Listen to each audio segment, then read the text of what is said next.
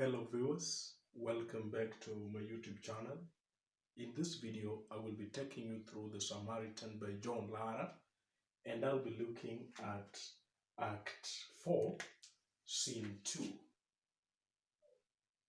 In this scene, there is what we call the final frantic attempt by the municipal leaders at ensuring that they are off the hook of justice. And the major events that take place, it is on a Wednesday morning, and the events here take place in Principal Judge Ian Jardin's chambers. And Ian Jardin seems to have succeeded in what he tasked Honorable Harvester to execute. That is bringing together the warring factions of the divide. That is the Ramday faction and as well as Honorable Mosi's faction. And Ian Jardin wisely states that they cannot solve a problem that they do not know. So first of all, they need to go down and find the problem that there is. And Mosi says that the problem is his ouster, that other members of the municipality, that is Ramday faction, wants to remove him from office. According to Seymour, failure by Honorable Mosi to reallocate budget and submit the supplementary estimate is the problem. Honorable Avesta says that the problem is with the Samaritan app. Bembe says Harvester is almost correct, just that the children Alvita and Montano, who are the originators of this app, are the problem. Honorable Basdale says that the problem is the skeletons that the municipal leaders have in their closets. Jaden summarizes by saying that the problem here is the fear of prosecution. And after that, the conversation ensues, go on and on, up to a point that Honorable Basdale suggests that the only way out of this situation is by visiting Miss Nicole. And Honorable Jardin feels that it is going to be some impression if the whole municipal council, all the officials together, go to Miss Nicole at Sagrada Secondary School and confront her. And we see Basdale becoming manipulative in page 125 when he suggests that they could offer Nicole some powerful position in the municipality, and at that point she can drop the Samaritan app. Basically, that is what the plot is about in Act 4, Scene 2. Viewers, as we go on with the discussion of this scene, I would like to thank you very much for your support, for your subscription. Again, to those who are new here, kindly consider hitting onto that subscribe button so that anytime we produce a video like this, YouTube will automatically notify you. I also want to notify you that I give personalized lessons that are specific to a candidate who is preparing for KCSE or a college student who is preparing on this text. So one way that you can exclusively get access to the special perks in this channel is by joining the channel membership.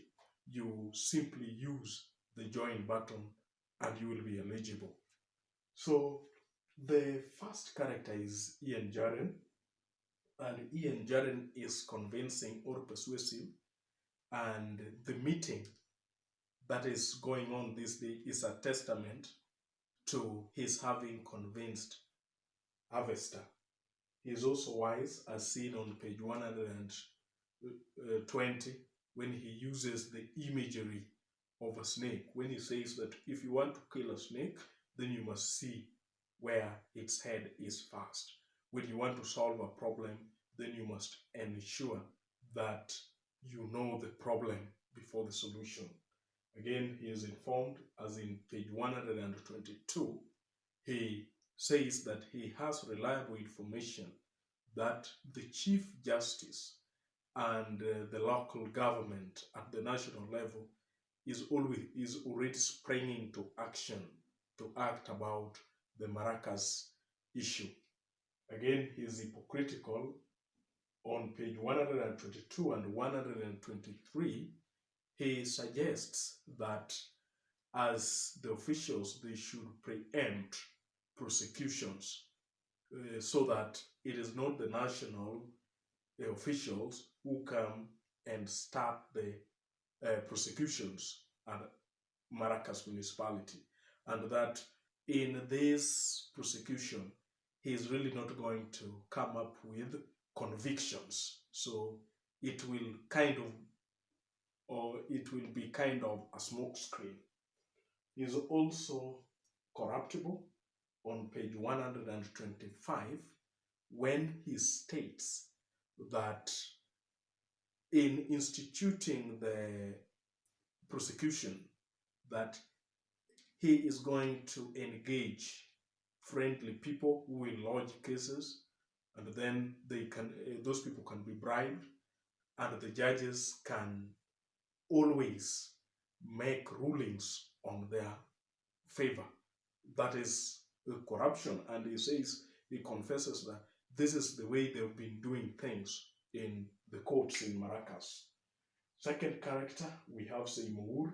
Seymour is abusive in page 121 when Honorable Basdeo says that the problem is with the skeletons in the closet. He tells him to stop the crap. He is again relentless, as in page 121. He relentlessly tells the Mayor Mosi that the problem that they have, there is only one medicine, and that is a use of a metaphor. The only medicine is through the reallocation of budget and the submission of the supplementary estimate. He's also suspicious, as in page 124, when Ian Jardine suggests that he would rather allow the cases to proceed such that they can preempt that prosecution. He suspects whether Ian Jardine is genuine. And together with Seymour and Bembe, they fear that they are going to be at the mercy of Ian Jardine when they allow him to continue with the cases. Then there is Honorable Ted. Honorable Ted is immoral, as seen on page 125 and 126. When Basdeo suggests that they need to go and see Nicole, then it is kind of, he has a kind of sexual desire for Nicole when he says that she's a tough woman and at the same time she's beautiful. Then look at her legs. So there is some kind of sexual connotation in his speech, bringing up out as immoral. Again, what he's thinking about is when the meeting will be over so that he can go and take his drugs.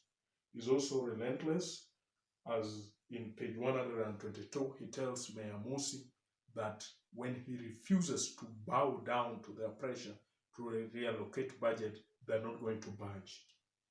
Again, we have Bembe. Bembe comes out as anxious, as in page 123 and 124. He is worried about Ian Jardine instituting legal prosecutions on them. Mr. Harvester on page 121 comes out as respectful when he says he tells the party that with due respect, the problem is the Samaritan app. Again, he is candid, honest, or frank in page 124 when he makes this statement, when he says that the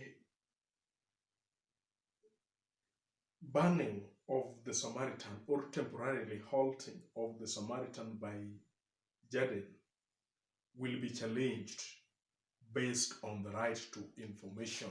So he candidly and honestly says that. Mosi is decisive on page 121 when he is adamant that he is not going to reallocate budget and submit the supplementary estimate. On page 122, he is also informed when he tells the party that that afternoon that the local government minister is going to have a high-level meeting about Maracas municipality. Again, he is suspicious. In page 125, he suspects that Nicole could be playing some political game so that she can have some political mileage. That is what inspires the Samaritan app. That is according to Mayor Mosi. Honorable Ramday is pessimistic, as seen on page 122. He says that with the disagreements and the conflicts going on between the leaders, then we shall all die. That is on page 122, coming out as pessimistic. On page 125, he also comes out as fearful. That is when Mosi or Atunya says that she has been suspecting that Nicole is playing power game. Then Ramday says that he shares the mayor's fears. So those are the character traits of the major characters found in scene 2. The major aspects of style, we have a metaphor on page 127 when Ian Jaden suggests to the party that when they're going to see Nicole, they should carry with them boxes of chocolates to mean bribe. Again, on page 122, there is also a metaphor when Ian Jaden says that the spotlight is on them, to mean that they are within the national radar and they are being looked at with the intent of prosecuting the leaders who are on the wrong. Again, there is sarcasm on page 121 when Honorable Basdeo says that the problem is with the leaders having skeletons in their closets. And Bembe quickly asks him if he's talking about the grain scandal. You know, those statements are meant to hurt, to criticize, to ridicule and mock the other members.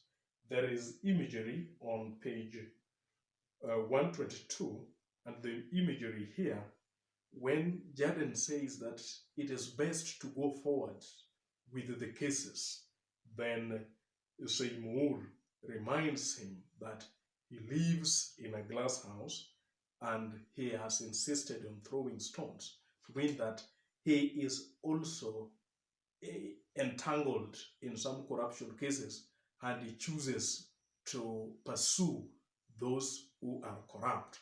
And at the end of the day, his glass house will crumble. That is simply what Seymour means using that imagery. There is hyperbole on page 125, and Honorable Ramday remembers the solidarity with which the people of Maracas showed Nicole, and he says he has never seen anything like it before. That is exaggeration. There idiomatic expressions on page 120 when Ian Jordan says that they need to save their skin, that is, they need to help wriggle themselves out of the difficult situation. Then there is another idiomatic expression on page 121 where Basdeo says that some of them have skeletons in their closets, to mean some of them are corrupt. Again, on page 122, there is another idiomatic expression when Ian Jordan tells the party that a lot of beans have been spilled. A lot of secret about them have been unearthed, especially in the Samaritan app. Page 124, there is another idiomatic expression when Ian Jordan says that all of them are in the same boat, to mean that they are all in the difficult situation, facing allegations and accusations from the Samaritan app. Major themes here are the theme of corruption, there is the theme of malice, there is hypocrisy, there is debauchery, and debauchery is shown by Ted, who has an octave appetite for women and at the same time for drugs. That is what we call debauchery. That is why it has been stroked with immorality. And lastly, there is that theme of suspicion among the municipal leaders. Viewers, that is all about the summary of Act 4, Scene 2. The next time we meet on the Samaritan, we will be looking at the final scene of this text, that is Act 4, Scene 3. Thank you for watching. Until next time.